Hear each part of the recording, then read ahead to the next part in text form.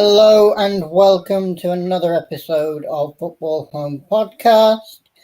We'll dive straight into it because there is a lot to cover. So we'll go straight into the results of the Manager and Player of the Month awards, which we discussed the nominations last week. Manager of the Month, the nominees were Pep Guardiola, Mikel Arteta, and Eddie Howe, and the general consensus between us was that Eddie Howe deserved to win, and lo and behold, he did. Richard, your thoughts? Yeah, obviously, Eddie Howe managing the Newcastle team, he did such an amazing job because I think like I said, he won 6 games and drew one, so he's really had a good record with this newly formed Newcastle team at such a fast pace. And so like I said, I watched a video of how he, you know, approached Newcastle when he first got on, and he focused on empathy, getting to know the players, and it's really working out for them with the new philosophy of playing intense, high pressure football. So yeah, I think he totally deserves it from the lot. Yeah, Andreas?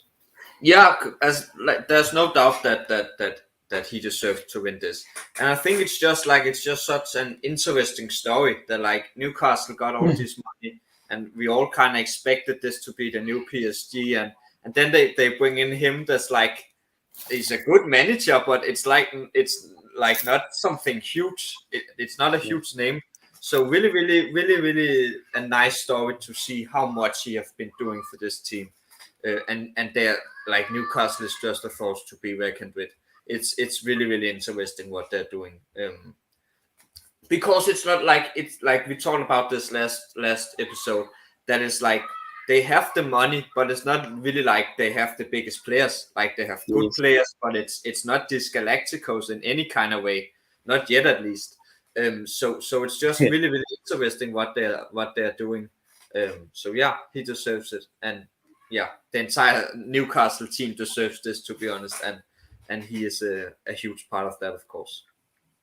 Yeah, the revolution at Newcastle has been incredible, really. It's nice to see. They're just a really nice team to watch. They have some really good players. It's just amazing to see, and they've done it with very little money as well. It's not like they've short time too, yeah. Yeah, it's like they've literally spent very little money, but somehow they just kind of found the right kind of players and the right philosophy. And Eddie Howe's a great manager. I mean, he's been tipped to replace Gareth Southgate as England manager when he finally goes at some point. So I think he's a very bright manager. He's got a very big future, and he knows what he's doing, and can't wait to see what else he does with Newcastle. I can really see Newcastle getting Champions League this season, if not Europa League at the minimum. The Player of the Month was also announced, and that went to Newcastle's Miguel Almiron. I don't think many people can complain with that. I know that we did talk about this and how we thought that he was one of the main candidates to win. Andreas? Yeah, it's the funny part is it's the same story, kind of the same story. One of these guys that have been in Newcastle for a long time, he was there before the takeover, and he was really inconsistent the last couple of seasons. When he was good, he was really good, but it was just not in every match. It was really hit and miss for him. So to see him this season just go out really performing, and Premier League have some really strong players. So to go out and be Player of the Month, that's really incredible. And yet just another story of this where they have the money, they have all this kind of stuff, but it's not about that. It's about building a team. It's about the players really finding the absolute best. And he's really good example of this. And yeah, so even though it's Player of the Month and Manager of the Month is two different rewards.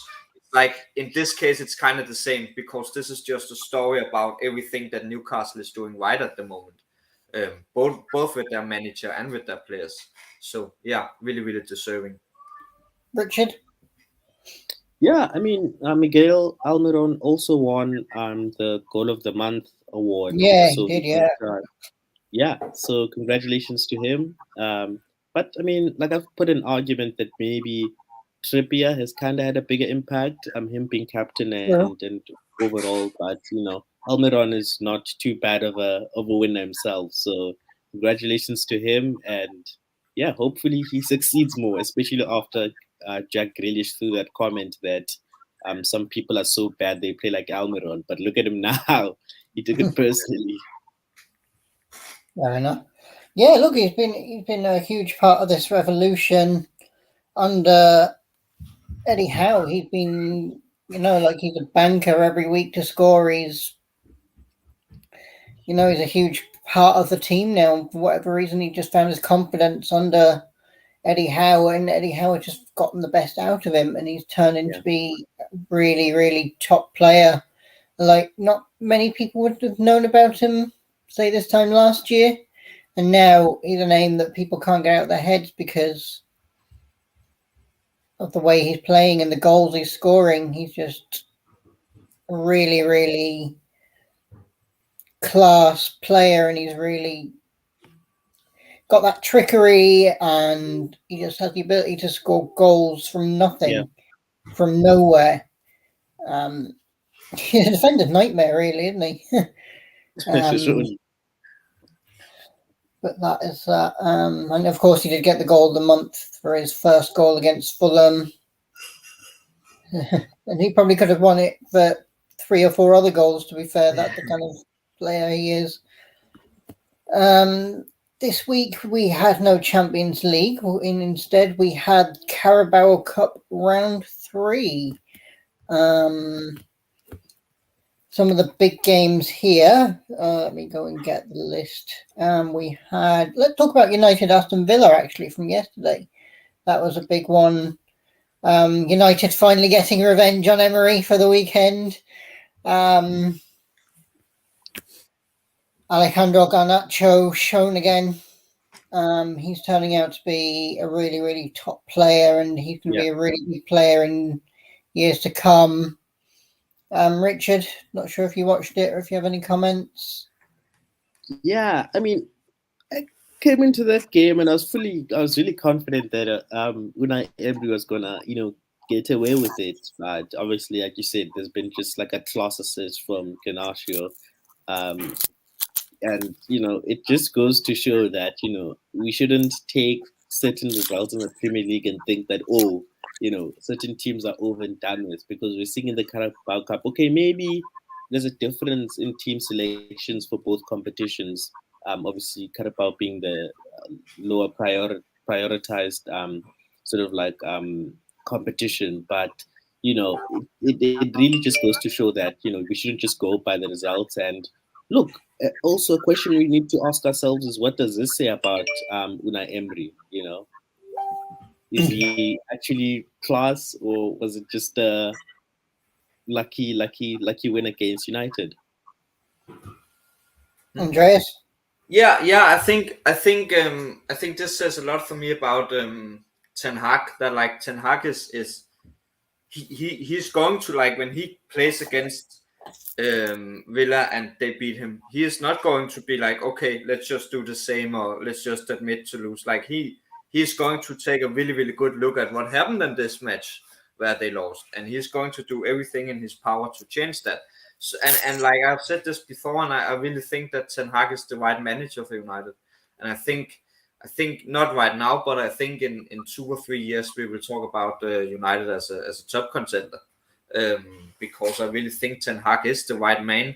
And when you first have the man, that's a really, really good start. And then the players becoming better and maybe get bigger signings and all this kind of stuff that can come afterwards. But when you first have the man, that's a really, really good start. So yeah, I think he's doing a really, really good job with this, and I expected Villa to win this. So really, really impressed with him, and I'm also really interested in seeing what's going to happen with Villa now, because we talked about this in the last episode. Like, was this MOV being, when they beat United, was this like him being really, really good and really showing that he is here, or was it more about we are getting a new manager, we want to show something? And I think that's really going to be interesting to see now, because without sounding too mean, this is just Carabao Cup. Like, it's just, so you're not going to play with your absolutely best team. So it's going, but at the same time, it is a loss against the team you just won against. So it's going to be really interesting to see the next couple of matches in Premier League with Villa. Like, is he so good? Is this really a team going the right way, or was it just like a fluke victory? Yeah. So yeah, really interested to see that. Yeah. I think Garnacho really showed what he could do yesterday. He came on as a sub and got 2 assists out of nothing. Like a really class player, and he, it was the return.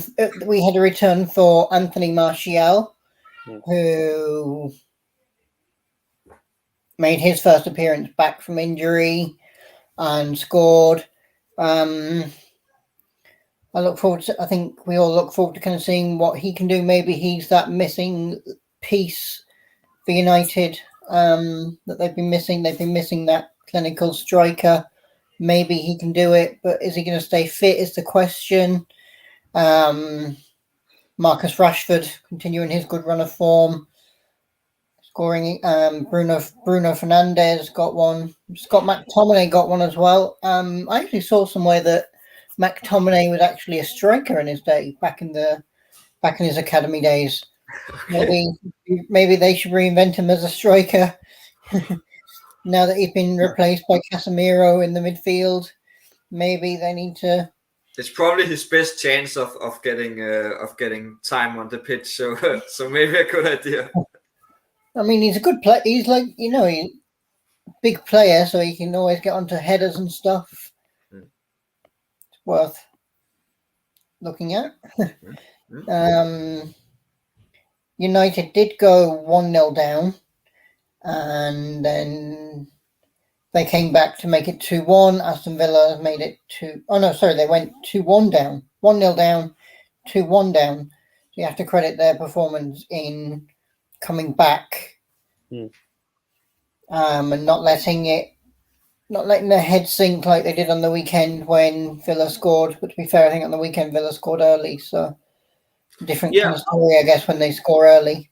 Yeah, and like quickly, that's like the same story when United played against Chelsea. Like, we got ahead, United was like, this is not going to happen, and they kept going. And I think that's really a mentality that Ten Hag is a part of creating in United. That like, we want to win this. Like, if we're down, we're not going to give up. We're going to keep trying, and that's really, really impressive, and not something we have seen in United for a long time, in my opinion. So really, really great to see that mentality back, and I think he's a huge part of that. Fair enough. United had 19 shots compared to Villa's 5. 8 shots on target compared to 2. That's a pretty good return, though, that Villa scored two goals and 2 shots on target, albeit one was an own goal, to be fair. So I don't know whether that counts as a shot on target or not. Probably doesn't. 59% possession to 41. Seems like they really kind of ran the game. Yeah, both teams had like 50% goal conversion rate. And the coincidence about this game is that obviously Aston Villa had scored 4 goals against you, and then one of their players gave you guys an own goal. You guys did the exact same thing to them, scored 4 goals against them, gave them an own goal, but obviously someone else from their team scored. So it's an interesting coincidence. There was a lot of penalties during the week. I mean, there was a lot of penalty shootouts with the games going to penalty shootouts. So we'll look at one that didn't go to penalty shootout first. And that is Arsenal 1, Brighton 3. A little bit of a shock there, considering the team Arsenal had out.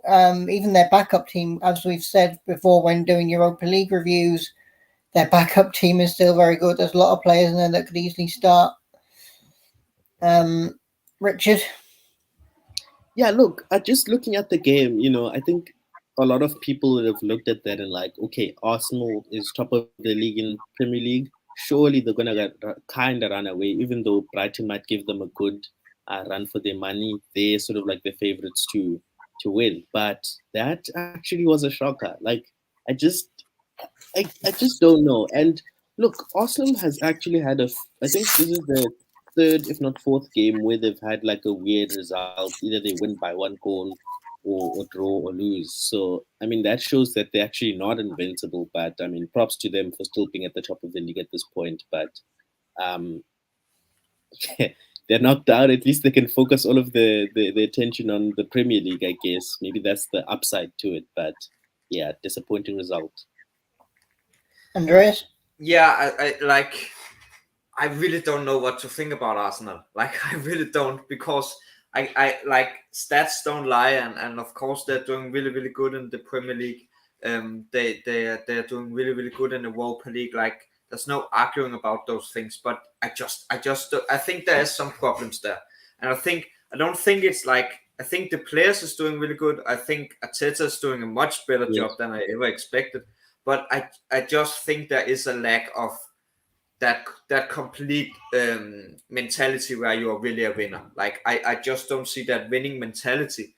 And Brighton is not a team to just expect to beat, because Brighton is a really good team. And looking at who's left now, I could see Brighton going really, really far in this.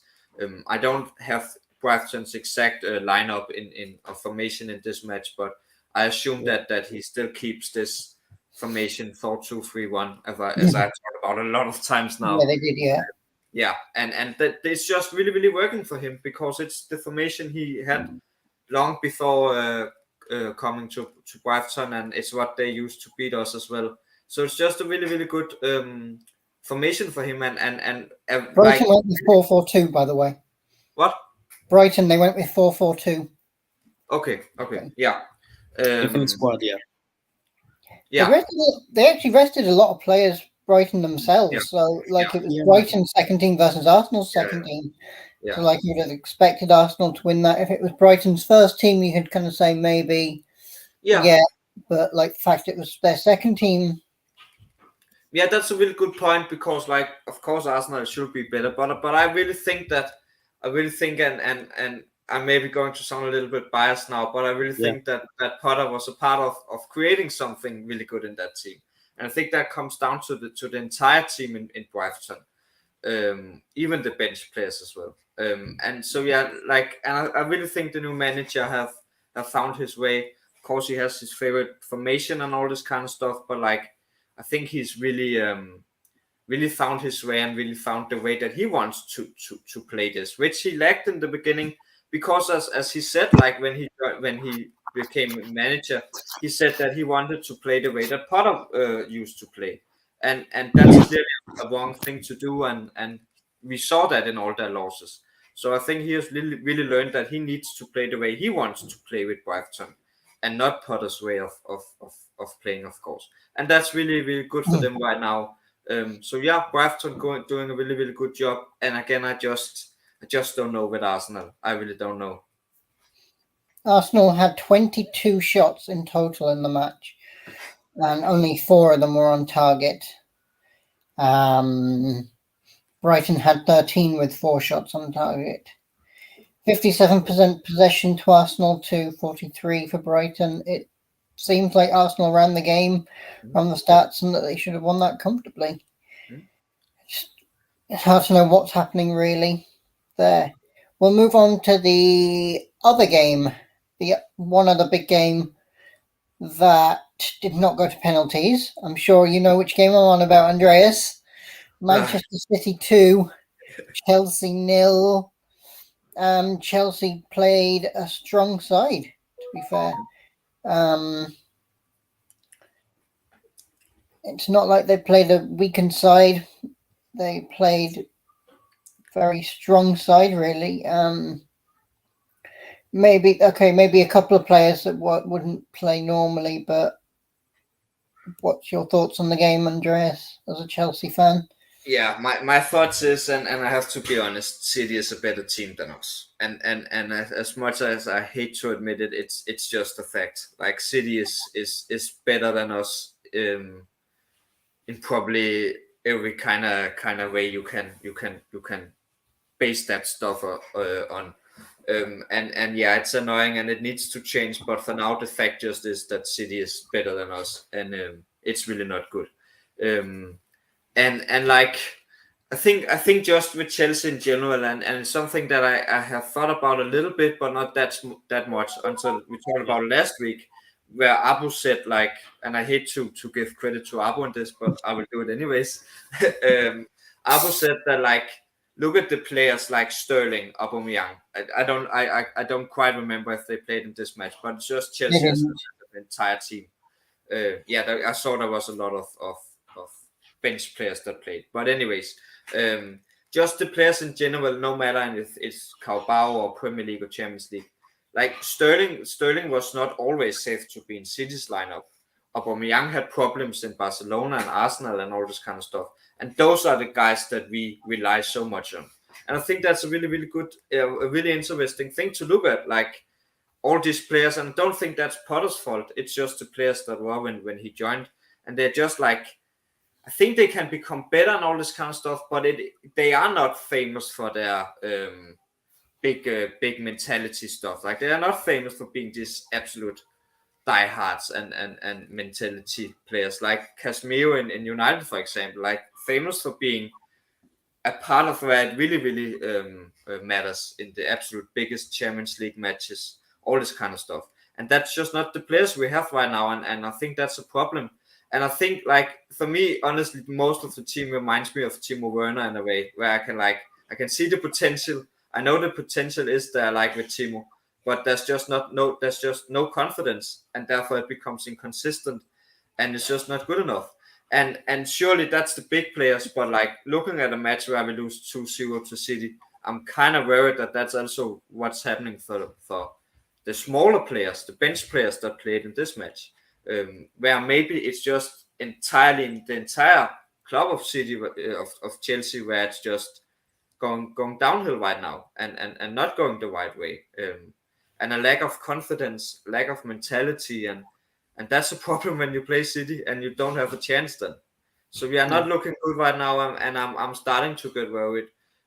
With that said, like all the matches that we have lost lately has been to teams like, that's not surprising that they beat us. So I'm not that worried, but I am worried, and it's three matches in a row now that we lost, besides the Champions League win.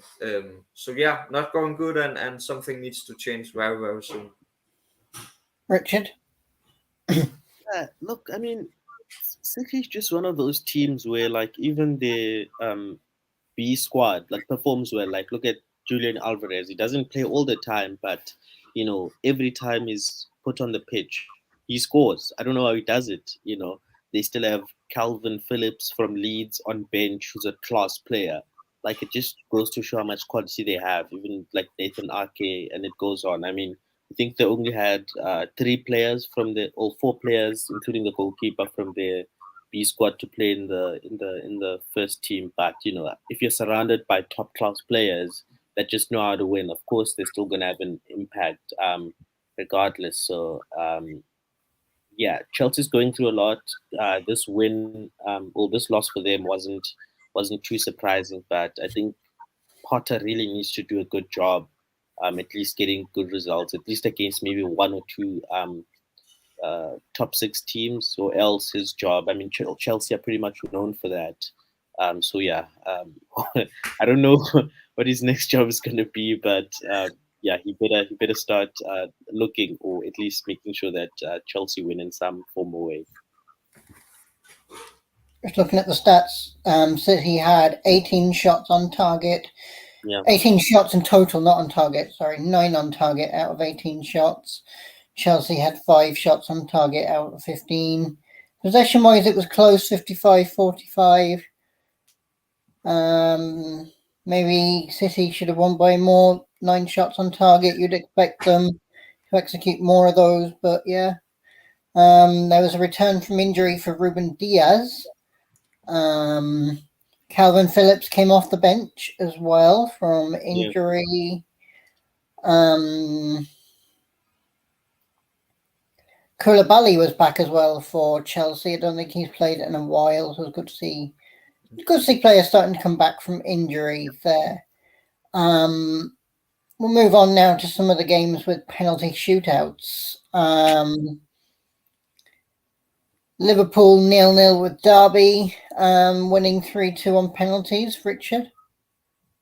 Yeah, and I was going to say we should look at the Nottingham versus Tottenham game as well. But look, the Liverpool game. Look, we played what I call infants, the B squad, and if the first team isn't doing well, of course the second team won't do as much well too. So there wasn't pretty much a surprise in that.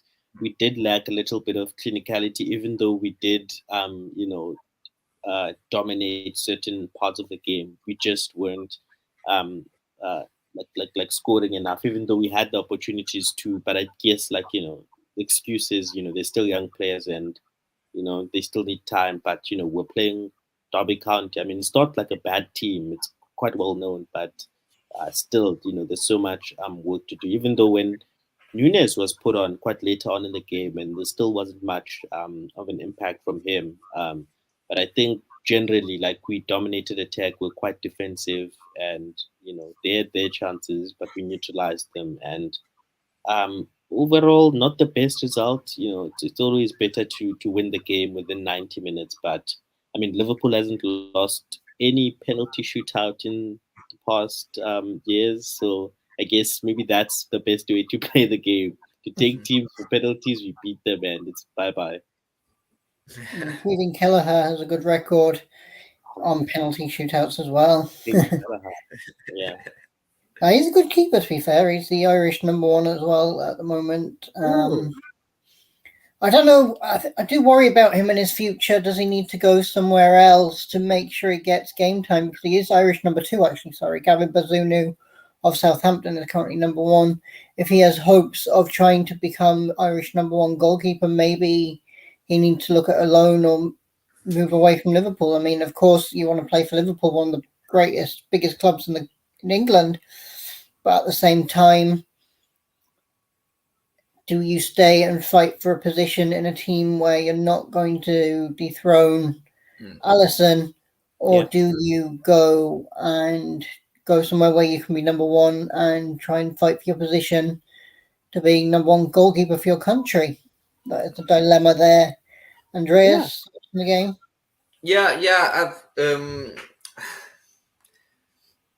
It's difficult to talk bad about Liverpool when we just lost to City.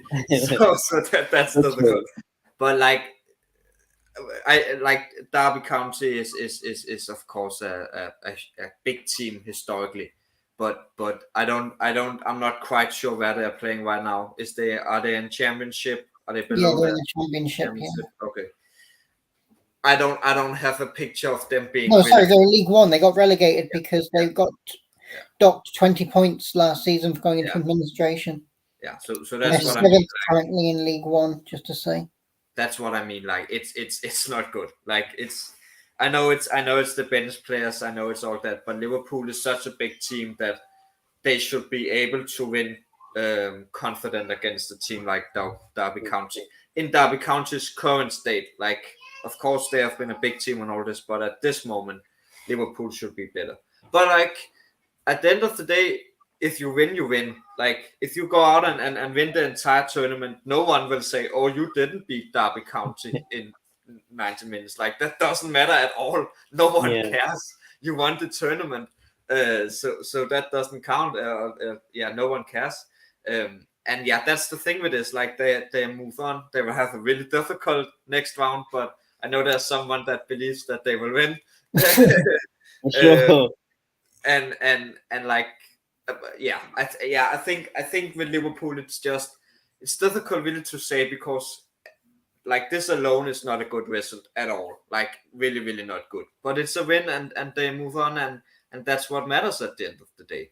They can, that's the thing with Liverpool right now. They can have a bad match here, and then they can go out and next round and have a really good match. So exactly. like it's really difficult to know with Liverpool what's going to happen.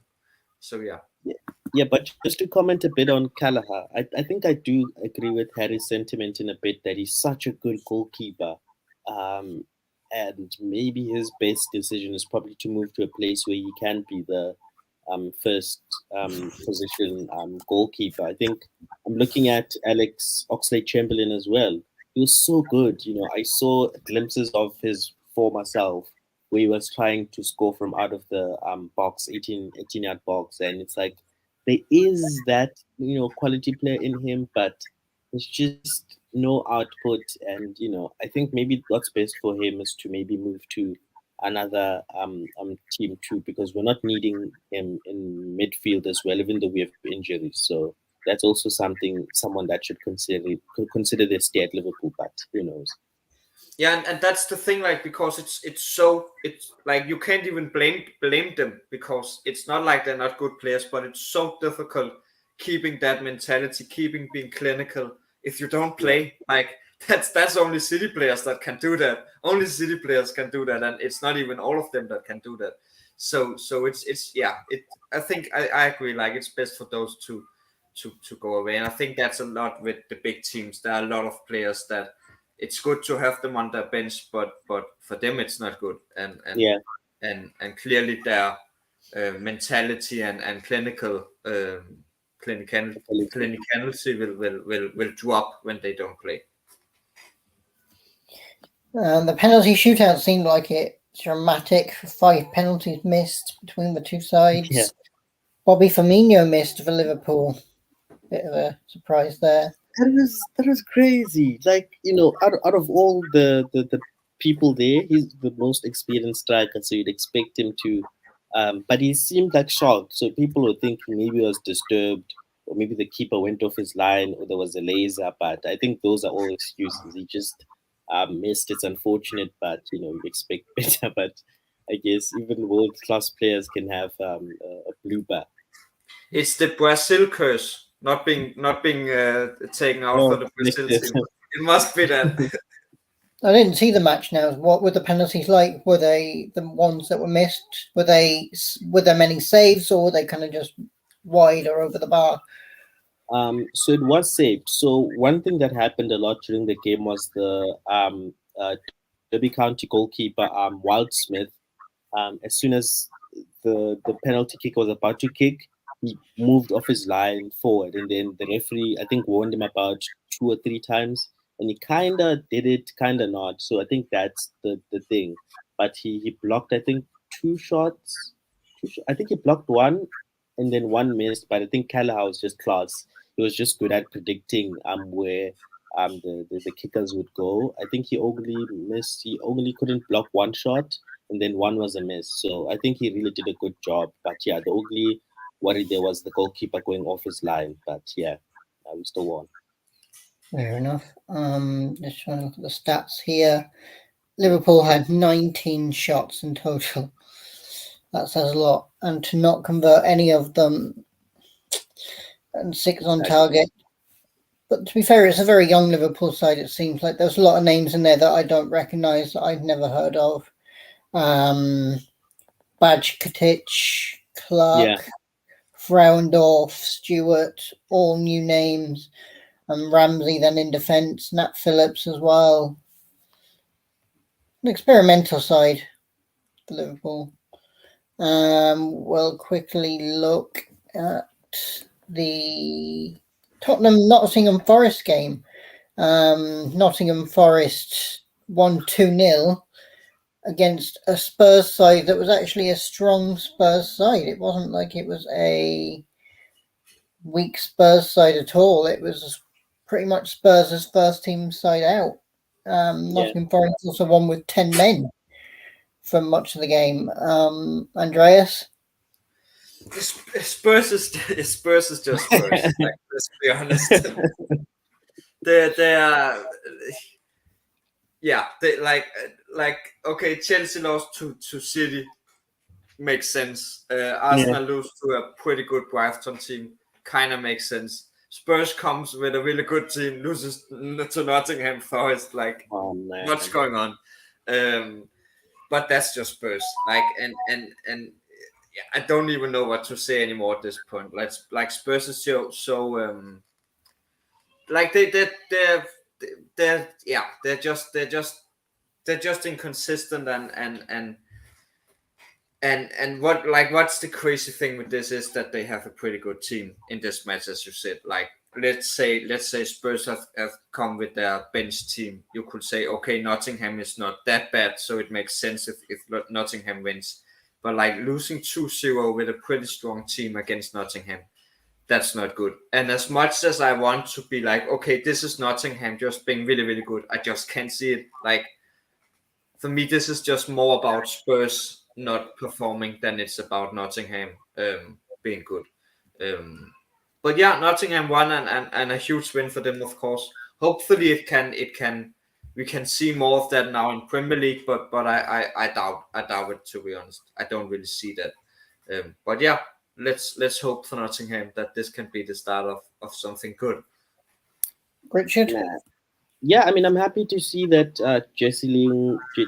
Jay Link scored. He even had his dancing celebration. I'm not sure if it's called the grid or something, but it's happy to see him scoring and dancing. I'm sure Harry's more familiar with that side more than I am. But look, I mean, I think Nottingham Forest drew against Liverpool as well, or they beat us. I don't know, but it looks like.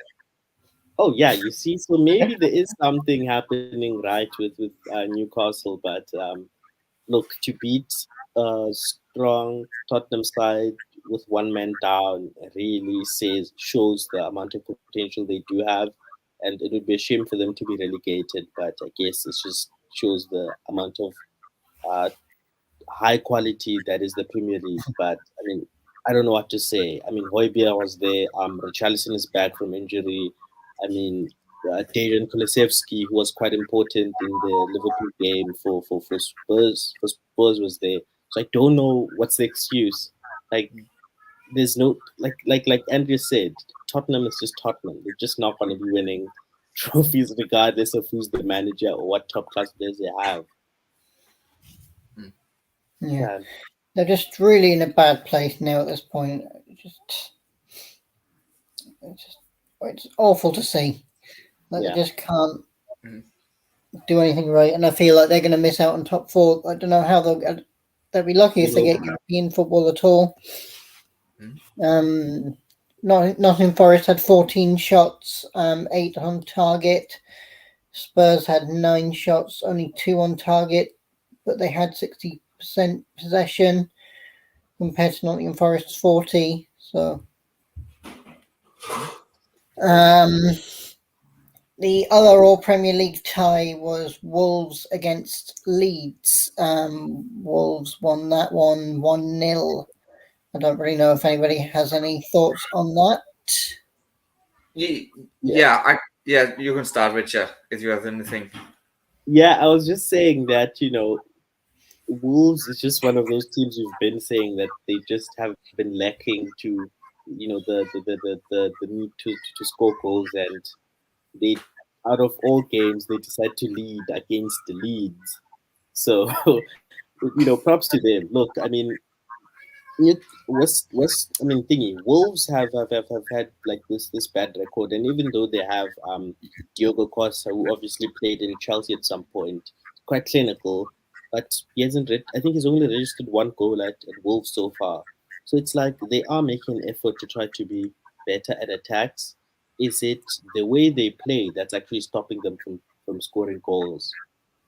Because they clearly do have players that can score, like Raul Jimenez and Diego Costa, but they're still not scoring. Even the scorer of this game was Boubacar Traore. So it's like, I mean, I think Adama Traore is actually back at Wolves as well. So it's like, what's happening? You have someone that's one of the best assisters in the Premier League at some point. So I don't know, man. Yeah, agree. Like, this is probably more Leeds being just, again, really, really inconsistent than it's about Wolves being good. And again, like, Leeds just is so inconsistent. It is insane. and at this point it kind of feels like more like they are just bad than being inconsistent with Leeds. But like at the same time, I know that Leeds can go out and have a really, really good match against any team. So it's just really bad and difficult. But right now they look pretty bad, Leeds. And again, this feels more like Leeds just being bad than Wolves being good. But I think Wolves are starting to get some goals in. And that is good, but it's not enough. Like they need to do it more. They need to be better in the offensive, and it's just not quite working. But this is of course a good win for Wolves. With that said, I don't think Wolves is going far in this tournament. I think I think they have too many problems right now, and I think they should focus more about trying to survive Premier League, because that's not even safe to say they will that. So yeah. Leeds are in a bit of a weird place. Like I think they beat Bournemouth on the weekend, didn't they? And then they go and lose to Wolves. It's very inconsistent. Just don't know what's happening. What? I was saying they beat Liverpool 2 Leeds, so it's like I don't know what's going on with them. Newcastle beat Crystal Palace as well. That went to penalties too. Newcastle won 3-2 on penalties. Not sure if anybody has any thoughts on this quickly. I can start. Like Newcastle is just, again, we already talked about it with manager and player of the month. Newcastle is just a really, really good team. But with that said, Palace is not a team you should underestimate. It's not looking the greatest at the moment for Palace, but they are a good team. So you should not underestimate them. And it's also just crazy that you already in round 3 have these really big matches, because this is a pretty big match in terms of Carabao Cup. A good whistle for Palace to get a draw on this, I think. But Newcastle is just better. And honestly, even though Palace is good, kind of surprising that Newcastle could not beat them in normal time. But that's the name of the game. If you can't win, it's going to penalties. And I'm not shocked that Newcastle is more clinical when it comes to that. But good for both teams, I would say. But Newcastle is just better. And I mean, with the Newcastle side, they really kind of also didn't play the main starting players. A little bit of a mixture of both. Happy to see John Joe Shelby back. Obviously, he was a former Liverpool player back when Liverpool was bad. But awesome to see him back. I missed his bald head, but unfortunately, impact in this game. Same goes for Longstaff, but obviously it went to penalty shootouts, and I think the first 2 kickers missed, which is what his name, the defender, is Botman, and then someone else, the midfielder Guimaraes, who usually scores in the Premier League. So it's like, what's happening there? Yeah, Guimaraes missed. Sven Botman missed as well. Yeah, but obviously the following kickers scored and was able to give Newcastle the win. I thought they'd be easily, they'd easily win the game within 90 minutes. Maybe it says Crystal Palace is doing something right, but I don't think they were playing Zaha or anything. So I don't know, man. I don't know, but I guess Newcastle were lucky enough to get away with this one. Fair enough. West Ham also lost to Blackburn on penalties, but again, it was a West Ham side that was very much changed. That's the thing with these games; they're very much different teams. I don't really know how much you can read into anything, really. Southampton beat Sheffield Wednesday 6-5 on penalties. Brentford lost to Gillingham on penalties 5-6. Leicester beat Newport County 3-0. Bournemouth beat Everton 4-1. There's some interesting results there. The draw was also made last night for the round of 16, and these games are actually being played a day or two after the World Cup final. I mean, the scheduling is horrific, really, with the Premier League. How can you expect players to play 2 days after a World Cup final? Yeah, it's insane. Like that, there's no way you can't think this is insane. Like it's like imagine being a player. I know they get all this money. I know they don't have a difficult life. I get that, but like you're just playing the World Cup. Maybe you're winning, and then you don't even have the real time to celebrate because you need to be back and play this. Maybe like it's not fair, and it's not okay. I get that it's a really difficult schedule, and like they have a lot of stuff they need to make sure works. Champions League, Premier League, Carabao, FA Cup. Like I get there's a lot of stuff, and the World Cup as well here, but like this is not good enough. They need to do better than this. And yeah, just really sucks for the players. In case any gets in this situation. Because like also like the World Cup, it's every 4 year. Like you don't have so many World Cups in your life. Maybe 5 World Cups at best in your life. So that you don't have the time to really celebrate and really just relax with that. I think that's sad, because it's something that's really special. So yeah, that's really sad. Yeah. I believe also, like, if you look at things though, like there's a whole month being taken out of their calendar, of the British calendar, and like they're probably already trying to squeeze games in all types of places. Like it puts a lot of pressure on this Winter World Cup to put a lot of pressure on the FA because trying to schedule things is hard. Yeah. Like usually they don't even have a winter break, and they're already packed with the schedule, so taking a whole month out makes everything worse. Yeah. Like I think what they should have done is possibly say, look, we'll take out a competition for this season, like take out the League Cup. Like it's not important, it doesn't matter. Teams don't pay attention to it anyway. They always play weaker teams. It's a competition I'd say most of the clubs would probably vote against having anyway. They should have possibly done that to try and also because you already have the FA Cup. Like it's not like you're just removing the like you already have one. So just take Carabao up for this season. I think that I have not thought about that, but that's actually a solution I think will have been best.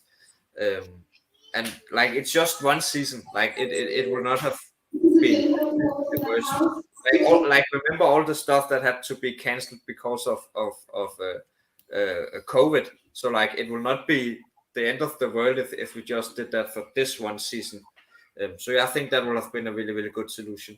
But again, I guess it's just about getting money, about getting TV viewers, about getting more people to see your stuff, and that's clearly not the most tasteful stuff in the world. But yeah, I guess it's about money. I guess it's about all those kind of stuff. And that's not good. I guess the only upside to it is that maybe, like we said, the second team can actually have experience in terms of playing. And then players that don't feature in like the Premier League or something can have an opportunity to at least win something or showcase why they should be in the starting lineup in the Premier League. There, I guess that's the only upside. But they do have FA Cup though as well. Yeah, that's the thing. Like I completely agree. Like FA Cup and Carabao, it's so important. Like it's really important for the English system, and that's how it is in the entire world. But like you already have one, you could go out and just don't do Carabao this season and then still do FA. But yeah, like of course it's not an easy solution. It's not like okay, let's just do this. But I think in terms of right now, it would have been the best solution. Yeah.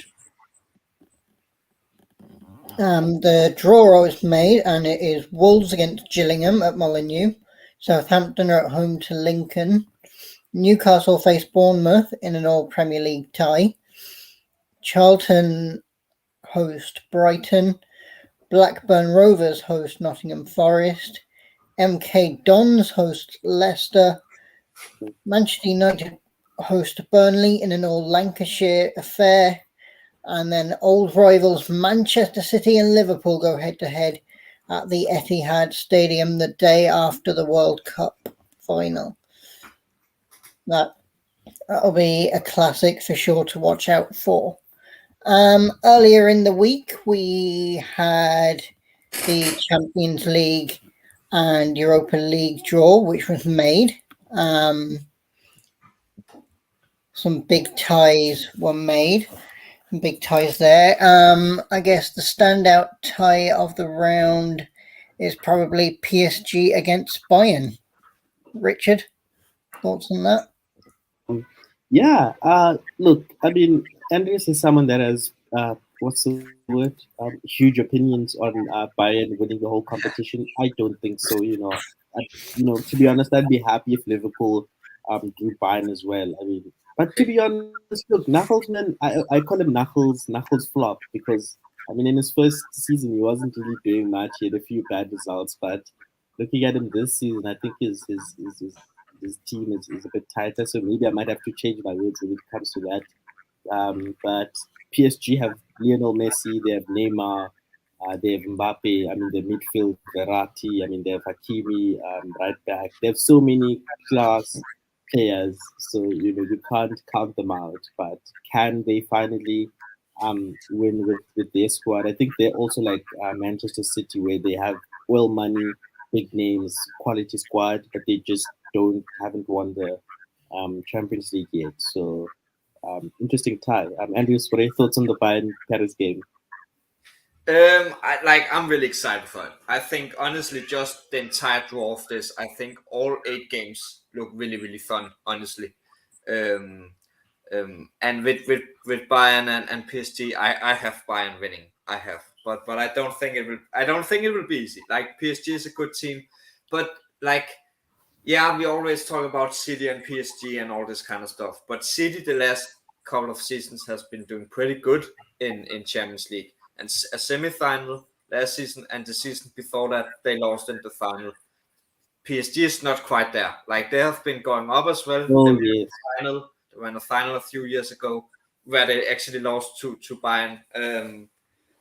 So PSG is going the right way, but like it's just still so inconsistent, and even in the games against Haifa, sure they win with a lot of goals, but Haifa still scores, and like Haifa should not score against you, and I think that shows that surely Messi, Mbappe, Neymar, all these class players is the offensive and maybe the midfield. When it comes to defense, I think PSG have some huge problems, and I think they have had that for a long time now. Where with Bayern, like, yeah, you can argue that maybe Nagelsmann is not the best manager in the world, but like it's going the right direction. Beating Barca, not a bad team at all. Beating Inter, yeah. not a bad team either. Like, I think Bayern is really showing that they just keep being strong. So yeah, really excited for that. I'm really, really excited for Liverpool versus Real Madrid. I am honestly more excited for that because it's like those are clearly the two biggest matches. But I'm more excited for Liverpool versus Real Madrid because it's the final rematch for last season. It's you, Richard, versus our friend Abu. That's going to be and Rowan as well for Liverpool. Yeah. Going I to was be getting to that, Andreas. I was getting to it. yeah. You're trying to take my job now. No, you go ahead, Harry. Yeah, so Liverpool Real, a repeat of recent Champions League finals. Should be interesting. Liverpool obviously up and down in their form, but who knows what will happen by the time February comes around. Should be a good clash for sure. Richard, what's your thoughts on that? I'd say Real probably wasn't. You probably weren't too happy when you saw Real come out the pot.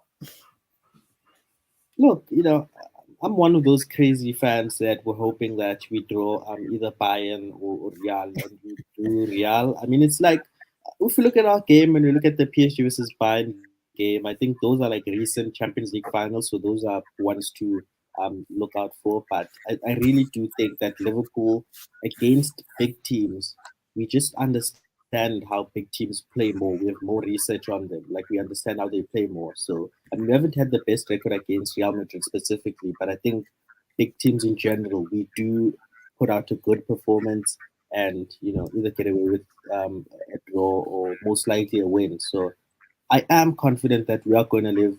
We are going to win at Anfield. Santiago Bernabeu might be a different thing. Might be a draw. Who knows? But I'm pretty confident that we'll get away with this one. Yeah, also with this, like what I think is so interesting for me also is that with PSG and Bayern, like you're talking about two huge teams that's doing really well right now. Where with Liverpool and Real Madrid, it's not like they are not in the best form of their life, but History. at the same time, like it's still Real Madrid and Liverpool, like and you just can't be anything else than excited for it. Also because it's so like you don't know what's going to happen. When I look at PSG versus Bayern Munich, I kind of know what's going to happen. PSG is going to be offensive, all this kind of stuff. I know how Bayern is playing, but Liverpool and Real Madrid is just so like it's so unclear what's going to happen by February, and two so like interesting teams in a matchup where like again PSG Bayern, you know how they're going to play. I don't know what Liverpool and Real Madrid is going to do against each other because they will do everything to win. So yeah, I think it will be really interesting and very unpredictable, which is really exciting, of course. Yeah, I mean, most Salah has like the top. Like I think Harry said this that when it comes to the Champions League, Mo Salah's like Lionel Messi, and then when it comes to Premier League, he's like I don't know who, Jimenez or something. Yeah, it was me. So Yeah, yeah, so I mean, I think this is his time, and especially that he's having more goal contributions and that is having a higher conversion record. Hopefully that stays until I believe February when we play Real, because I think it's a really much needed win. But of course we know that Real can lose one tie and then come back in the other, so that's something we need to be worried about. But like I said, I'm confident we'll go through. fair enough. Dortmund against Chelsea. That's an interesting clash. Andreas, probably not the best team you could have wanted. No, not the best team. Not the best team. Definitely not. But I think we will win this. Like I think by February we will hopefully be much stronger. And I think at our best, I think we should be stronger than Dortmund. Not by a lot, not by 3 goals or anything, but I think we should be strong enough to beat Dortmund. So I believe in a win, but it's definitely not the easiest option opponent.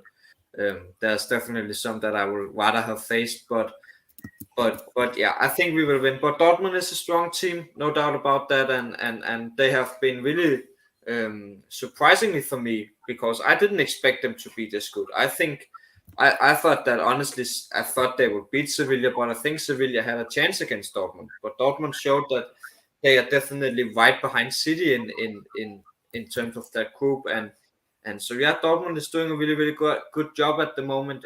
So definitely a difficult opponent, but I do think at our best we are stronger than them, and I believe that by February we will be strong enough to beat Dortmund. Fair enough. Richard, any quick thoughts on that game? Yeah, I saw this tie and I'm like, I think it's actually good that they drew Dortmund out of the other options.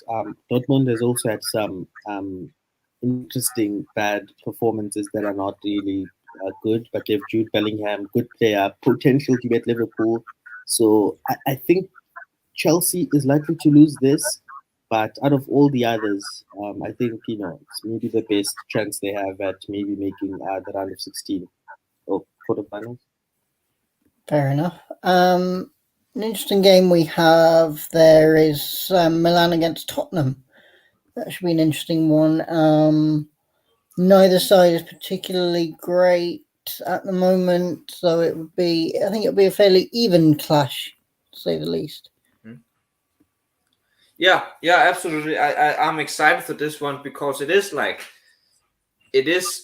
two historically big teams, but at the moment they're not doing the best. And like just Yeah. the way for any of these teams will be huge. Like if Spurs can move on, if Milan can move on, that will be huge for either team. I think Spurs is winning, but I think it will be really really close. And that's the exciting part for me in this. Like maybe they're not doing their best right now, but it's still two pretty equal teams, and I think that's what's really fun with Champions League, that we see these equal teams against each other. So yeah. Fair enough. Leipzig against City is another game. I think, though, City will feel very, very confident of getting to a quarter-final here, Richard. Yeah, I don't know why, but there's something in my blood that just tells me that Leipzig are gonna beat City. I just don't know what, but maybe who knows? Maybe I'm the new Cassandra, the Oracle. I don't know, but I mean, I'd love for that result to happen. But look, we've talked about this many times. The first squad is amazing. With the addition of Haaland, it just helps them convert those draws, typical draws, into winning games for Manchester City. And like we said, they have good people in the bench as well. So, and Leipzig hasn't been having the best performances from the teams as well. So, it should be an easy win for City, but who knows? Yeah. I think as much as I like Leipzig and wish Leipzig would win, I think City is just stronger. And sadly, I think City is going to win this, and I think that's the most clear. Like I think City will be the strong. Like the only team that I'm pretty sure will win this. That's City. I think they have the easiest opponent, if you can say it like that. At least in terms of like there's other that's close to each other, but City is much better than Leipzig. And yeah, City is winning. But I hope like Leipzig and Timo can surprise. Yes. Fair enough. Europa League draw threw up the mouth-watering clash of Barcelona versus United. I think when I saw this, I was absolutely shitting myself. Yeah. I don't think Barcelona was one of the teams who won it. And I think, look, thinking about it though, Barcelona aren't in the greatest of form right now, and I think it's just the big name that puts people off. And I think United could easily do a job against them, given Barcelona's form at the moment. Andreas? I don't know about that. No, I like this is going to be really close. I'm not saying that I think Barca is winning, but I can very likely be wrong, and yeah. So, but I think I think Barcelona is a good team, and I think they're maybe not in the best form, but I think they really know that they need to go out here and do something crazy. But it's also just look at this, like how many teams is left, and we're getting Barcelona versus Manchester United. Like that could be a Champions League final, to be honest. Exactly.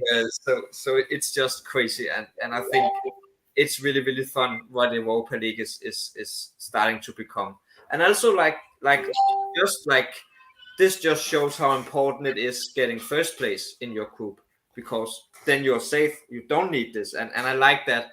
That's something that I think Champions League lacks a little bit, where like it doesn't really matter if you're first or second, because you're going to face someone difficult no matter what. Being first in your group means you avoid another first place team. True, but like Liverpool is the second place, PSG is the second place. So of course it means something, but it's just here it's much more like here you can really feel it. Getting first here, you're safe, you move on. I get they can't do that with Champions League because there will only be 16 teams. So what they're doing with Champions League is completely fine, but it is much more closer first and second place.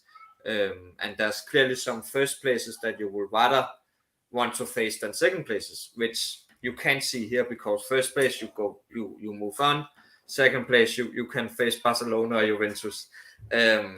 So yeah, like really really interesting match, and I think this will be really really fun over 2 games, and I have Barcelona slightly, but I think honestly no matter who wins this, I think they can go on and win it all. I don't know who should be able to stop whoever wins this. And this should probably be a final, if you ask me. So yeah. Richard? Look, I mean, this could have been a final back maybe when I was like 1 year old in 2001 or something. I don't know. But looking at this tie, I do think that Ten Hag will have an edge on the real tiki taka um, playing style. But both managers are using the same sort of like philosophy of football. I think Xavi knows it better than Ten Hag. But just looking at from the outside, I do think that United should be able to get away with this one. And could they win it all? I mean, there's still Sevilla that has had a good record in this competition as well. So yeah, United. Fair enough. The draw for the Conference League was also made there. Nothing really major to talk about there, especially with no British teams left in.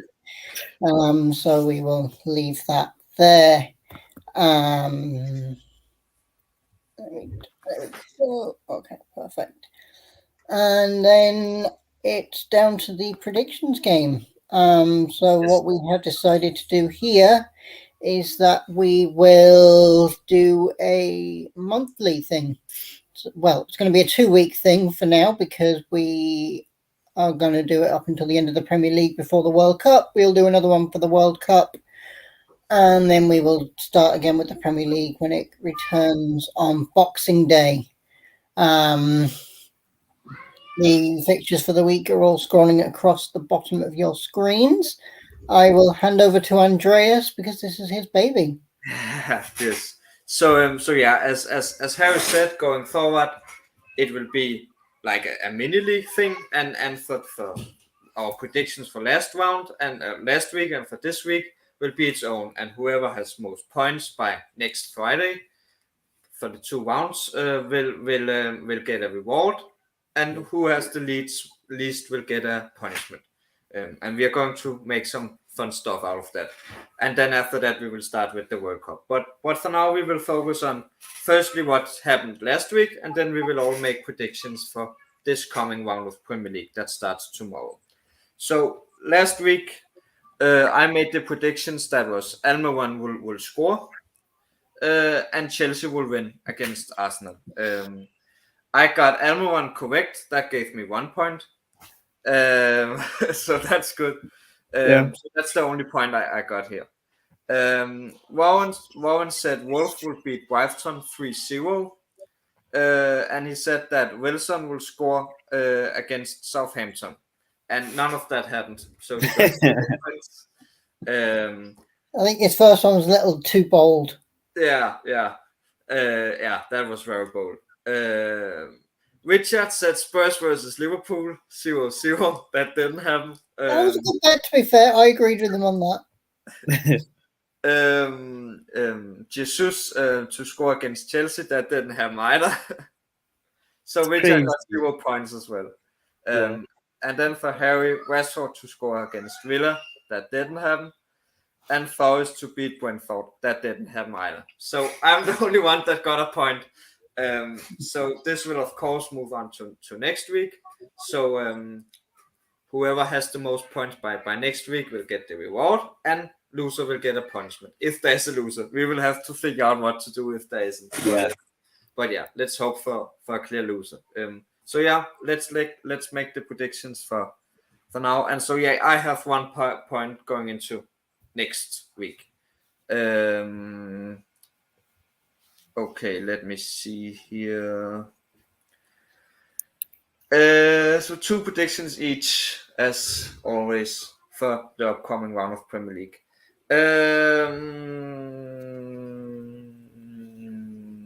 What to say? Chelsea to beat Newcastle. I need to hope at 1 point it will happen. And what else?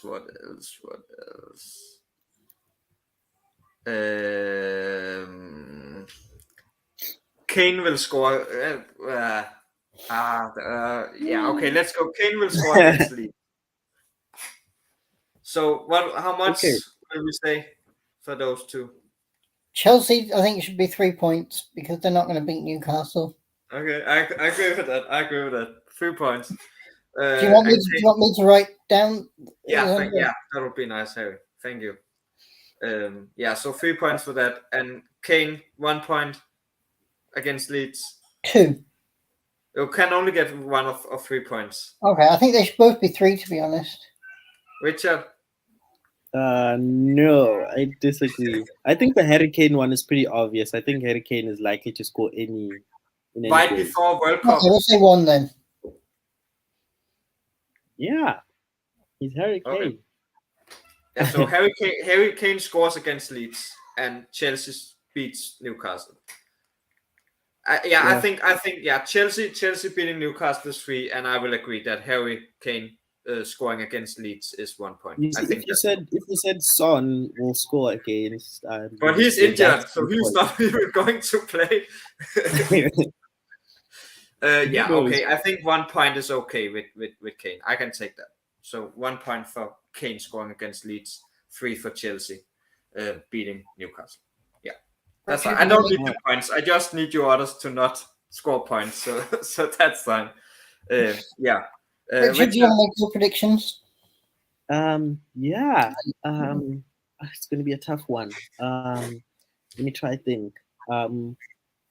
Again, maybe we'll go with the Jesus will score against Wolves. Is that bold or normal?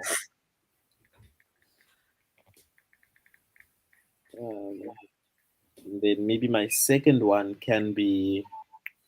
I guess I'll say what I said last week, which is I'll say another bold one, which is City and then Brentford will end in a draw. Okay, that's 5 points. Can we give you 5 points for that? I think 3 points for both, to be honest. Okay. Yeah. Harry, you agree with that? Yeah, that's okay with me. Mine will be United to keep a clean sheet against Fulham. And Phil Foden to score against Brentford. To score or assist against Brentford. Because he is back. Because he's going to play. Yeah. He's going to play. I'm telling you, he didn't play midweek, so he's going to play. He's going to finally play a Premier League game, and I'm finally going to be delighted I did not sell Phil Foden. 1 point. 1 point for that. Yeah, I sold it, but yeah, I think it's a 1 point prediction. Yeah, I think because you're saying both assist or score, it's 1 point is fair. Fair enough.